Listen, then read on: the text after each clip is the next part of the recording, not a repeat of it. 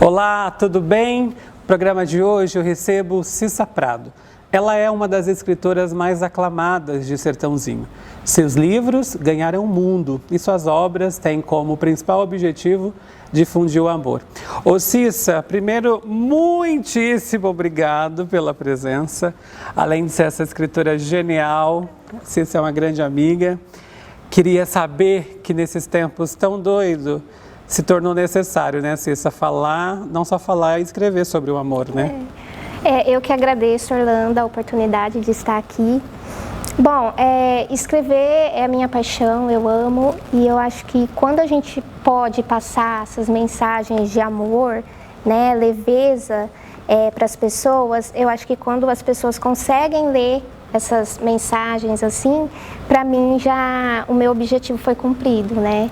Então, assim, amo escrever e ainda mais nessa pandemia, cada pessoa que chegava falava: nossa, Cissa, foi muito bom, nesses tempos tão difíceis, e eu lendo uma história, acalentou meu coração. Então, assim, para mim foi o máximo, é o máximo, né, poder escrever. Perfeito. Ô Cissa, eu queria conhecer um pouquinho mais da sua carreira, embora eu já conheça, mas para o pessoal de casa ter um pouco mais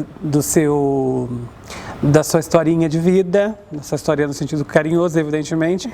Você não é de Sertãozinho, né? Não, eu sou de Diadema, né, da Grande São Paulo, e vim para Ribeirão acho que eu tinha 2 anos mais ou menos, e mudei para Sertãozinho com 4 anos, aí eu tô aqui desde então. A cidade te acolheu e você construiu raízes. Sou sertanezina de coração. E por que essa preferência por esse tema, o amor? Eu sou uma pessoa, assim, muito romântica, eu gosto dessa leveza da vida e adoro, tipo, poder passar isso, né? Abordar esses assuntos mais leves, mais tranquilos e que, de alguma forma, deixa a pessoa mais emotiva. Os meus livros, a maioria são comédia romântica, né? E eu gosto de abordar esse tema do amor, esse tema do acolhimento, um pouquinho de drama eu coloco, né, porque a pessoa ri e chora ao mesmo tempo no meu livro. E então eu gosto de passar essa leveza, né? Eu acho que é importante a gente abordar esses assuntos também, né?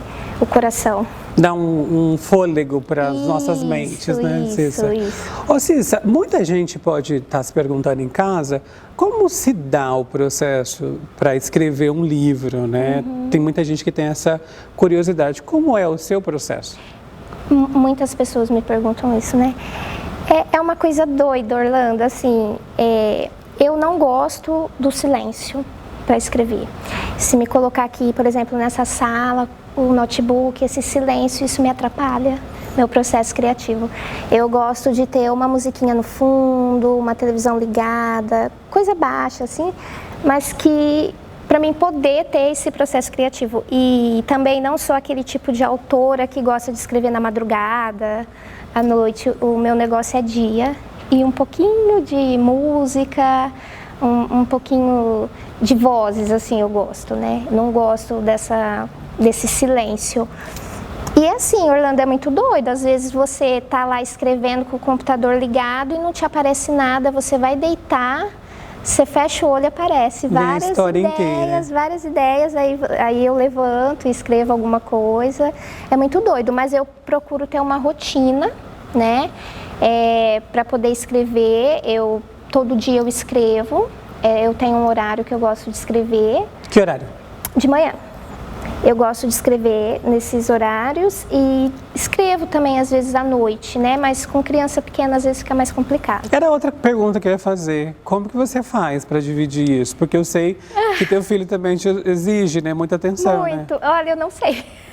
Às vezes eu fico me perguntando como que eu escrevo com uma criança pequena. À noite não dá, porque ele pede muita atenção, né?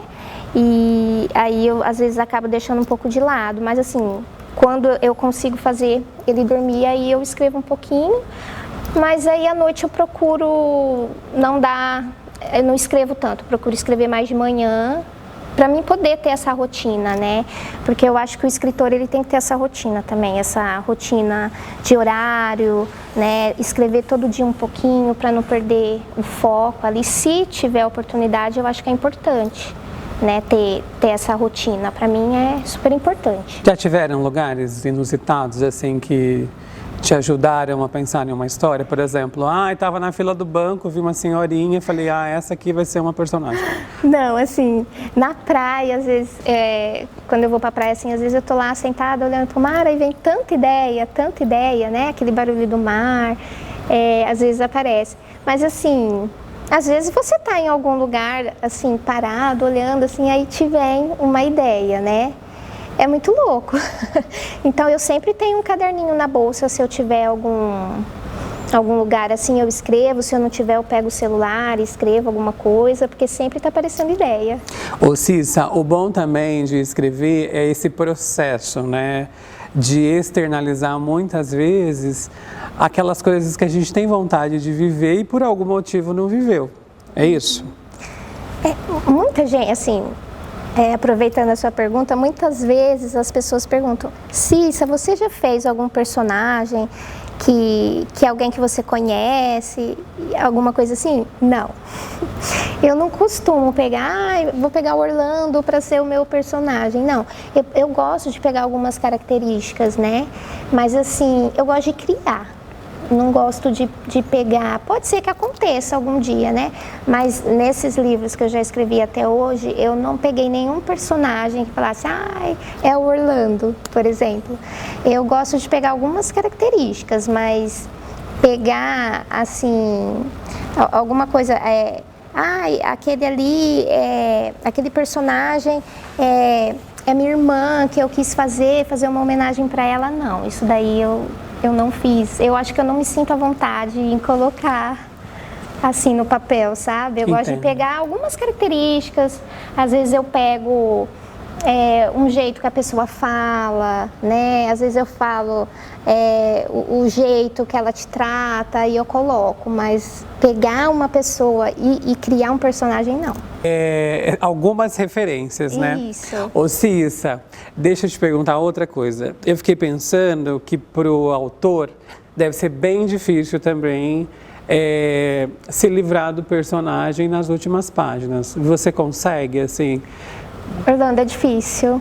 É bem difícil, porque você cria aquele carinho, você cria aquele personagem que parece que faz parte da sua vida, né? E quando tá chegando o final ali, é uma coisa, dá uma emoção, assim, você fala, ai meu Deus, ele tá indo embora, e para você começar a escrever outro livro, o outro personagem está muito presente ainda, então eu espero um pouquinho até esse personagem ir embora, mas é difícil, assim, a gente se despedir de um personagem. Você chora quando você para de escrever? Não, eu fico com aquela saudade, né? Saudade boa. Saudade boa. Falar, ai meu Deus, ele vai embora agora. Vamos falar de um assunto que também é bastante questionado no Brasil, que é a história do brasileiro ler pouco, né? E aí eu fiquei pensando, para o escritor ter essa informação deve ser bem triste às vezes. Qual que é a tua opinião sobre esse assunto? Assim, realmente ler muito pouco. Às vezes eu fico triste assim de ver como que crianças assim que está começando, né, a fase escolar não são incentivadas a ler, né? Eu acho que começa desde aí. No meu caso, os livros de romance, eu tenho um público bem fiel, assim. Eu tenho leitores que já é aquele público que sempre que eu estou lançando o livro, eles estão ali comigo, são fiéis, e é uma galera, assim, vamos dizer, fiel, né? E tenho bastante público, né? Mas, no geral, é muito difícil, Orlando, a leitura, porque é como eu te disse, desde criança não tem esse incentivo. Eu acho que se começasse desde criança, ali na escola, ia ser diferente, né? E como eu te falo, nesse processo da escrita do romance, eu já tenho esse público fiel, mas assim, Outras diretrizes assim que você vê, é muito difícil vender livro, né? E eu acho que o que teria que ser feito é começar nas escolas mesmo, desde criança, na adolescência. Adolescente lê muito pouco. Você estimula o seu filho? Estimulo. Como que eu estimulo, né? Para quem quiser. Desde criancinha, quando ele ainda nem entendia, eu pegava os livrinhos com as figuras e mostrava. Isso vai despertando o interesse, né? Então, hoje ele já pega o livrinho antes de dormir, né? E fala, mãe, vamos ler? Ele não sabe ler ainda, mas eu conto toda a história para ele, depois ele me conta a história. Quer dizer, ele já pegou o gosto pela leitura, né? Então, eu acho que tem que ser feito assim, né? Dentro de casa. Você foi essa criança que tinha essa curiosidade? Fui. Não pelos meus pais. Minha avó era professora e ela incentivava muito a leitura. Professora do quê? Ela dava aula de português. Então tem aí um pezinho, né? Ela incentivava muito essa questão da leitura. Eu lembro que ela perguntava como que estavam as lições na escola, gostava de ver os cadernos, entendeu? E incentivava muito a leitura, né? Os meus pais, assim, não, minha mãe gosta de ler, mas, assim, não é aquele exemplo de leitora, né? Mas pela minha avó mesmo. Você se lembra qual foi o primeiro livro que você leu? Esses dias eu estava tentando lembrar, eu não me lembro. Assim, eu pensei, será que era a coleção Vagalume, que eu gostava muito, mas assim, não sei te falar qual foi meu primeiro. Eu até gostaria de saber, esses dias eu estava tentando pensar. E na escola, os outros coleguinhas, estou falando assim lá para quinta série, sexta série, os professores estimulavam e esses coleguinhas como reagiam a isso? Orlando, eu lembro que eu era uma criança, uma aluna que gostava muito de escrever, fazer redação, eu amava. E eu acho que é o princípio, né? Você gosta de ler, gosta de escrever. A minha turminha ali, a gente sempre foi muito de ler, né? Mas assim, nem todos, né? Partiam para esse lado, mas eu acho que pelo menos a fase que eu peguei ali, eu acho que eles incentivavam, assim, a leitura, né? Mas nem todos pegaram o gosto. Você falou em algum momento, agora na reta final, dizendo que é muito difícil vender livros, né? A gente vai entrar nesse assunto, mas eu queria fazer um paralelo, que a gente também percebe que, vez ou outra, né, os investimentos ligados à cultura nacional também são bem questionáveis, para dizer o mínimo, né? Queria que você comentasse um pouco da sua opinião sobre os investimentos na cultura e como que você acha que a gente deveria se comportar diante disso. Realmente, né, os investimentos, assim, eu acho que são muito falhos ainda, são bem... não tem aquele investimento que deveria ser, né, que nem na escola, eu acho que deveriam ter mais... concursos para leitura, tipo de, né, uma redação, né, faça uma redação, vamos ver a redação ganhadora. Eu acho que é desse princípio aí, né,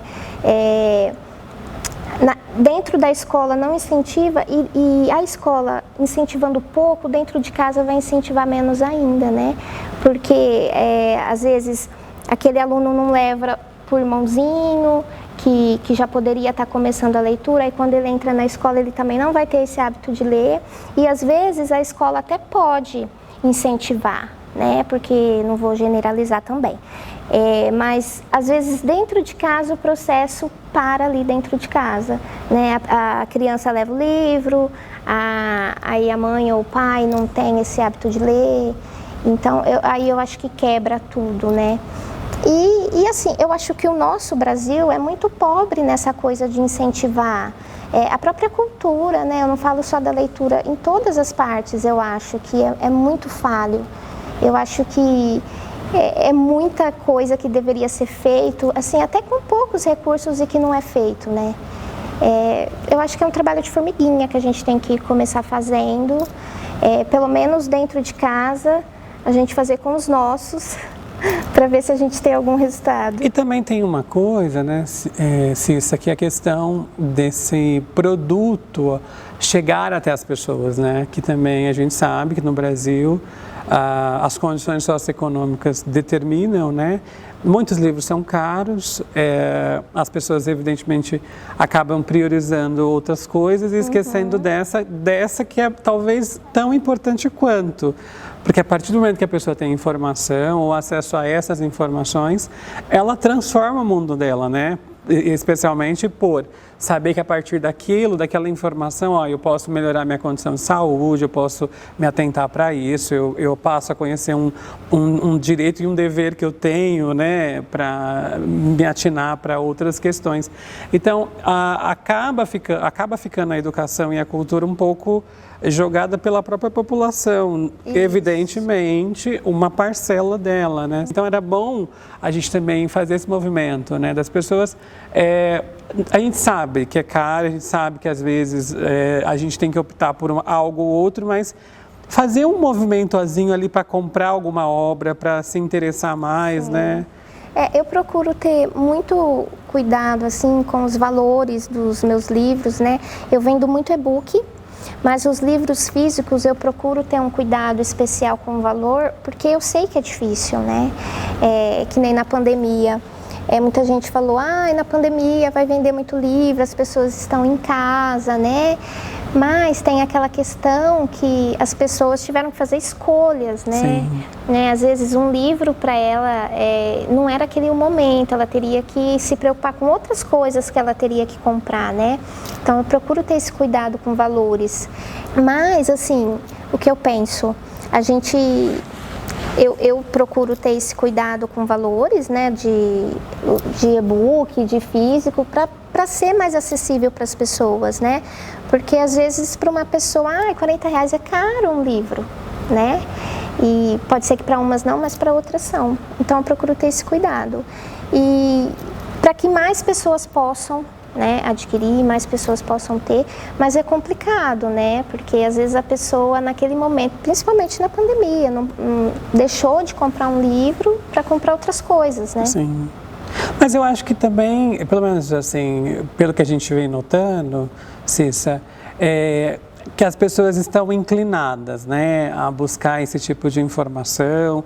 Tem essas plataformas que eu sei que você é um sucesso, ela vende horrores no Brasil e no mundo, mas eu sempre penso e incentivo as pessoas, e eu acho que você também faz isso muito bem, que é não perder esse radar, né? Talvez para aquele mês você não consiga comprar, mas se organiza daqui, puxa de lá, se organiza para o outro mês, né? Porque eu penso que a leitura, né, a informação, quando nós temos acesso a ela, tudo muda, não é? Sim, com certeza. E uma coisa muito legal, acho que eu já disse aqui no começo, é que eu tenho esse público fiel, sabe? Esse público que sempre está comprando, que compra o primeiro livro, vai comprar o segundo, o terceiro, o quarto, o quinto. Então eu posso dizer que eu tenho esse público fiel de leitores que sempre estão comprando, né? E que lê uma história, fala, Cissa, eu vou querer o outro. Então, e isso vai aumentando cada vez mais, né? Então, eu fico feliz, assim, de conseguir vender, né? Num país, assim, que lê pouco, vamos dizer, né? E fico muito feliz quando eu vejo, principalmente aqui em Sertãozinho, né? Quando alguém... Cissa, eu não te conhecia, meu Deus, você é escritor e tal. Então eu fico muito feliz quando alguém ali, aquele trabalho de formiguinha, vai te conhecendo, né, e vai passando para outras pessoas. Assim, eu fico muito feliz. E qual que é o perfil dos seus leitores? Mulheres de 18 até 45, 48 anos. A maioria está esperando um grande amor? Ou a procura de... Acredito que sim, né? Eu acho que o amor nunca cansa, né? Exato. O amor é gostoso é gostoso você ler uma história que no final vai dar certo. Aquele amor que passa por várias situações e no final tudo se resolve, né? Aquele amor que traz brisa leve, né? Isso. Olha, nós vamos para o intervalo. No próximo bloco a gente vai conhecer um pouquinho das obras da Cissa. A gente volta já já, não sai daí.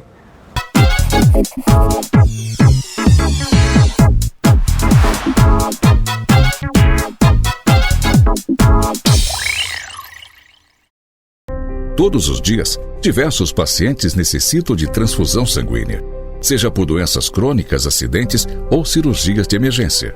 E há também os pacientes internados com Covid, que não raro necessitam de transfusões, devido às complicações da doença.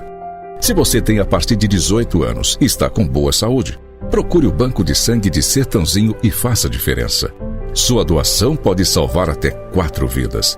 Agende seu horário pelo WhatsApp 981690001. Banco de Sangue de Sertãozinho. Compromisso com a vida.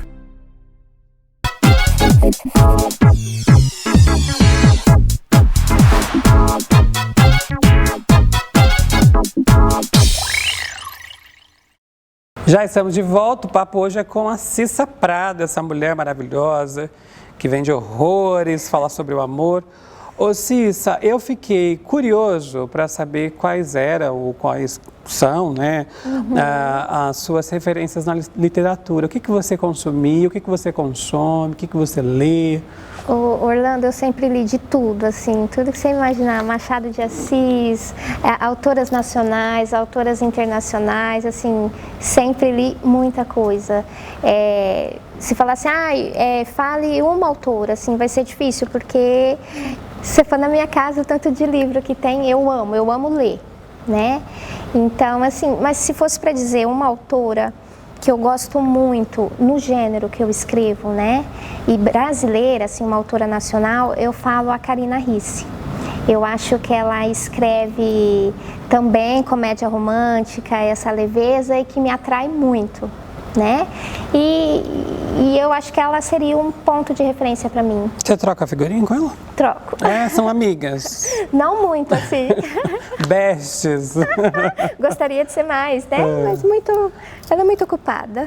Vem para Sertãozinho, que a gente toma uma cerveja todo mundo junto, tá tudo certo. Ô Cissa, vamos falar um pouco das suas obras para o pessoal de casa a conhecer? Vamos mostrar aí, Vitor, meu querido, a primeira imagem. Nós estamos vendo aí o livro Simplesmente Você. A Cissa lançou em 2016. Conta, assim, uma síntese do que a gente vai encontrar com essa obra.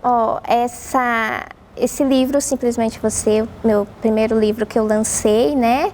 Ele é uma comédia romântica e ele conta a história da Helena e do Eduardo e com uma pitada de mistério. Você vai passar o livro inteiro tentando descobrir qual é o mistério do Eduardo e no final você descobre, mas tudo isso com muito humor, muita leveza e muito amor também. Vamos pro próximo? Você do Meu Lado. Você lançou em 2017. Eu sei que foi um sucessaço esse livro, né? Você do Meu Lado foi. E me conta um pouco desse. O engraçado é que Você do Meu Lado era para ser o primeiro livro a ser lançado. Eu parei ele um pouco antes da metade para escrever Simplesmente Você. Porque é um pouco daquela história que você estava dizendo, das ideias? Isso. O Simplesmente Você apareceu tão pronto na minha cabeça que eu não podia perder. Me desculpa a pergunta, mas você empaca às vezes escrevendo? Tipo, hoje eu não quero escrever. Ou tipo, a história não anda, não avança. Tem isso? Aconteceu em um único livro, Dias de Março, porque depois eu falo um pouquinho dele, mas como ele conta a história de um médico e eu comecei a escrever, surgiu a pandemia. Uau. Aí a história, grande parte da história é contada dentro de um hospital, né? Pelo Dr. Marcelo, então aquilo me empacou, com várias notícias, Covid-19, então aí eu dei uma travada. Eu fiquei uns 6 meses sem conseguir escrever. Sério? Sério.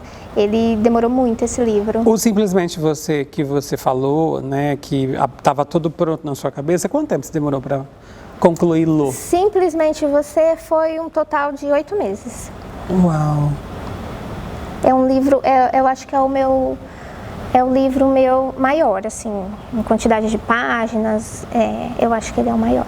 Vamos pro próximo? Vamos. Aí nós estamos vendo a imagem, Vitor está colocando aí pra gente, Em Meus Sonhos, 2018. Tá. Eu não falei um pouquinho do Você do Meu Lado, né? Que Você do Meu Lado e Em Meus Sonhos é uma duologia. Então, isso que eu ia falar dos irmãos Volpi. Isso. Tô antenado. E como foi essa história? Você do Meu Lado era para ser livro único, né? E eu mandei a história para as betas, que são meninas que leem a história antes do livro ser lançado. Conta isso pro pessoal de casa. Eu tenho 5 betas, hoje eu tenho 6. São meninas de vários estados, né? Minas, São Paulo, Rio, Rio Grande do Sul. Então essas meninas, elas recebem o meu livro. Antes de ir para a publicação, de ser publicado, desculpa. Isso. Aí elas vão me dar um feedback. É um grupo de pesquisa. Isso, olha. Às vezes detalhes pequenos que eu não percebi, elas vão me falar. Entendi. Né?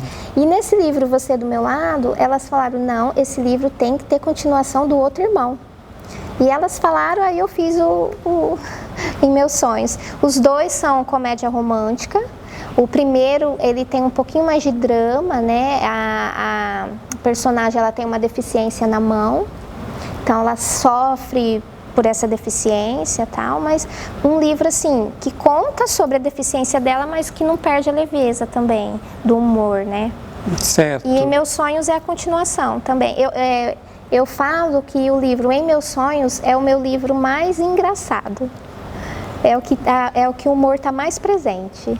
E deve ser difícil também para uma pessoa que está focada em escrever em amor cair para essa seara, não é assim? Isso. Quando eu escrevi Flores de Papel, ele é um livro totalmente diferente de todos os outros que eu já escrevi. O Flores de Papel, ele é mais dramático, né? E eu tive muita dificuldade porque eu queria colocar o humor nele e não cabia, sabe? Então eu tive que dosar isso. Então, para você que está acostumado a escrever com essa dose de humor, aí chega um livro que tem esse drama, assim, para mim foi um pouco mais difícil. Mas consegui. Deu tudo certo. Deu tudo certo. Vamos ver o próximo, Flores de Papel, 2019. Sim, que é isso que eu acabei de falar, né? Que conta a história da Melissa, que é uma mulher super poderosa, né? Empoderada. E ela tem que tomar conta da fábrica, da família, porque ela perde o pai e tal. E o romance é entre ela e um vendedor de flores, bem humilde, viúvo. E ela é meia daquelas pessoas que não aceita muito essa humildade dele, né? Mas é o que eu te falei. E tem muito drama. É um amor entre classes sociais. Isso, e tem muito drama. Então esse não teve tanta comédia. Foi um livro bem legal para escrever. E aí, 2020, você não lançou pelo contexto da pandemia, Isso. Mas aí você, em 2021, lançou Dias de Março. Isso, Dias de Março, que era para ser lançado em 2020, mas por conta do meu bloqueio, por conta da pandemia, ele foi lançado só em 2021. O que a gente encontra em Dias de Março? Dias de Março conta a história de um médico, né, que acaba se encantando por uma paciente que chega no hospital. E ele não sabe nada sobre ela não tem documento, ninguém vai procurar por ela. E passa esses dias de março em que ela fica nessa UTI e ele tentando descobrir tudo sobre ela, até que ela acorda e aí a história vai acontecendo. Vai desenrolando. Uma vez eu te fiz uma pergunta num dos nossos encontros e vou fazer isso publicamente. Você já pensou em roteirizar para o cinema, para uma série, para uma novela? Porque eu acho que alguns têm perfil de novela, assim, né? Assim, eu acho que essa duologia Irmãos Volpi é o que eu indicaria se fosse para mim fazer um roteiro, né? Mas você tem vontade? Muita vontade, muita. Novela ou filme? Novela. Novela. Tenho muita vontade. Novela, série, né? Uma coisa menor.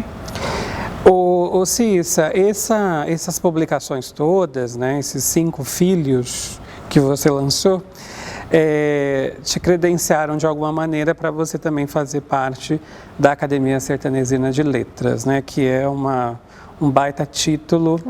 Você é uma referência hoje numa cadeira que você ocupa lá. Como é isso para você? Primeiro, como é fazer parte? A pergunta tem 2 perspectivas. E como é ter essa informação? Eu faço parte de um grupo onde as minhas informações são imortais. Para mim é uma honra, assim, fazer parte, né? Em 2019 eu recebi o convite, né? Por ser escritora sertanezina e recebi esse convite. Fiquei muito honrada, né? E ocupo hoje a cadeira 26, né? E o que o que agrega para mim é fazer parte dessa academia, em poder fazer coisas importantes para a literatura dentro da cidade, né? Fazer parte desse processo cultural, poder ajudar de alguma forma, né? Com feiras, literárias, poder ter essa visão dentro da cidade, né? Poder ajudar de alguma forma ocupando essa cadeira, né? Porque o meu intuito sempre foi não ocupar a cadeira por ocupar a cadeira para fazer alguma coisa, né? Que as pessoas possam levar alguma coisa para si, né? Lembrar da academia, saber da importância da academia dentro da cidade, né? Para a literatura e de forma cultural também, né? Você se enxerga como uma soldada da literatura? A pergunta pode parecer meio boba, mas eu fico pensando que o escritor, ele, em se tratando de Brasil, ele é um ser solitário muitas vezes, né? Claro que seus projetos ganham mundo, tal, mas ainda assim continua sendo aquela informação ali no primeiro momento sua, que quando sai da sua mão você perde o controle de onde vai. Você se considera essa soldada da literatura? Me considero um soldadinho, né? Porque eu falo que é tão difícil ser autor, né? Aqui no Brasil, porque a gente tem alguns preconceitos, né?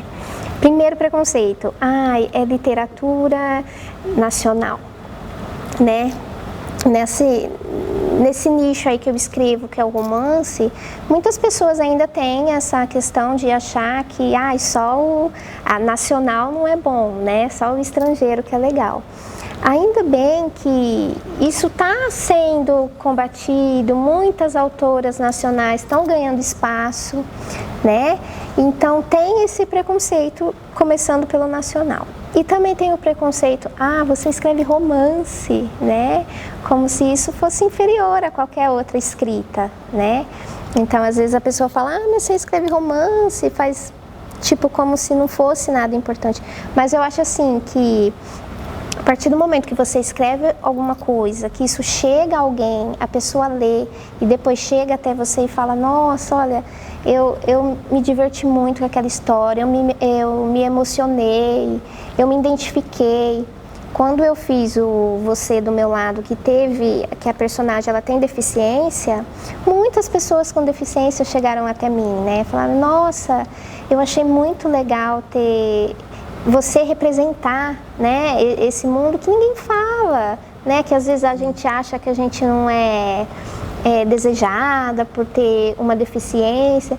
Então eu penso assim, Orlando, eu conseguindo escrever e chegando a 5 pessoas, para mim já foi importante, sabe? E ter esse feedback que foi importante para elas, para mim já valeu a pena. E isso é o papel, né, da literatura, das artes de um modo geral, né, provocar bom sentimento nas pessoas, né, ainda que quando você lê uma história que tem lá o vilãozinho e que você sente ira por ver lá o que ele está aprontando, eu penso que a obra, ela proporcionar isso para o outro e fazer você ficar num momento desconectado, e aí é no sentido mais genuíno da palavra, desconectado do celular e desconectado dos seus problemas, eu acho que só por isso vale, né, o projeto, né, o livro ali, né, Orlando, e é tão bom assim quando eu recebo mensagens, assim, eu recebo muitas mensagens dos leitores dando um feedback, e para mim isso é muito importante, sabe? O menor que seja, assim, um recadinho, fala assim, eu li seu livro, eu amei seu livro, eu me identifiquei com tal personagem, isso para mim valeu a pena todo o esforço do processo ali de escrever o livro. E muito interessante você falar disso, né, da representatividade, né, quantas histórias você tocou com essa personagem, né, eu acho que a literatura tem muito disso. Você já está pensando numa próxima história, está escrevendo, porque eu sei que você é uma máquina, né? Pretendo lançar livro esse ano, tá, já estou escrevendo. O livro já está quase finalizado e é uma história muito diferente também que eu estou contando. Vai contar a história de uma moça que trabalha com cavalos, que mexe com informação exclusiva. Isso. Que mexe com essa parte de ecoterapia, né? Então vai ter muita coisa legal. Ô Cissa, para a gente dar um serviço mesmo para as pessoas, todos esses livros que nós citamos, mostramos aqui os seus livros, onde elas conseguem adquirir? O meu primeiro livro, Simplesmente Você consegue ele de forma física no site da editora Charme e no site da Saraiva.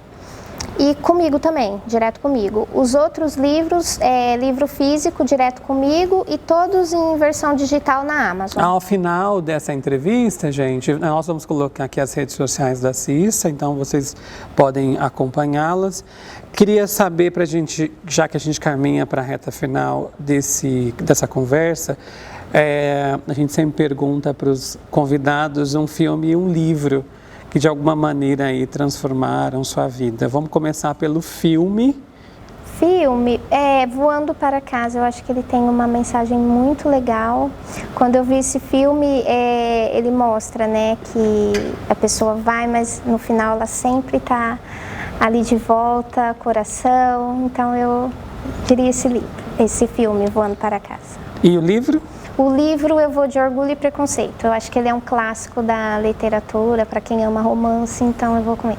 Fechou, ótimas referências. Ô Cissa, a gente falou dos seus livros, né, de modo geral, então vamos colocar as redes sociais para vocês acompanharem um pouco mais sobre a Cissa.